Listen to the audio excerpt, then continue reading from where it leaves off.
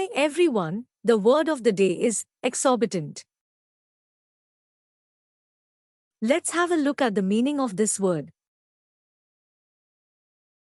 The word exorbitant is an adjective and its means is much too large, an exorbitant price or demand.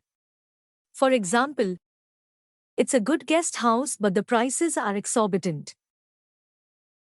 Now let's look at some more example sentences. The seaside hotels charge exorbitant prices during the summer holidays.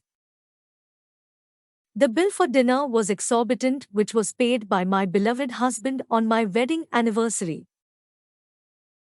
This car is exorbitant. Some of his models can be pricey, although most aren't exactly exorbitant. The price of toys here is exorbitant. Let's buy from somewhere else.